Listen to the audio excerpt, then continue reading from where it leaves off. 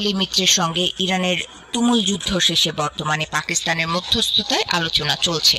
তবে হরমুজ প্রণালী নিয়ে যুক্তরাষ্ট্র ও ইরানের পাল্টাপাল্টি অবস্থানের কারণে এই আলোচনা যে কোনো মুহূর্তে ভেস্তে যাওয়ার আশঙ্কা রয়েছে।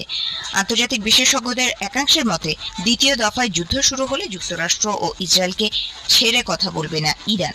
মনে করা হচ্ছে প্রথম দফার সংঘাতে ইরানের হাতে থাকা ক্ষেপণাস্ত্রের কেবলমাত্র 1/3 ধ্বংস করতে পেরেছে যুক্তরাষ্ট্র। এছাড়া নিজেদের সবচেয়ে আধুনিক ক্ষেপণাস্ত্রের সম্ভার প্রথম দফার সংঘাতে নাকি ব্যবহারই করেনি ইরান, তেমনটাই উঠে এসেছে একাধিক সংবাদ মাধ্যমের প্রতিবেদনে। ইরানের হাতে থাকা ব্যালিস্টিক ও ক্রুজ দুই ধরনের ক্ষেপণাস্ত্রই রয়েছে। বিভিন্ন সংবাদ প্রতিবেদন অনুসারে ইরানের হাতে ব্যালিস্টিক ক্ষেপণাস্ত্রের মজুদ রয়েছে 3000-এরও বেশি।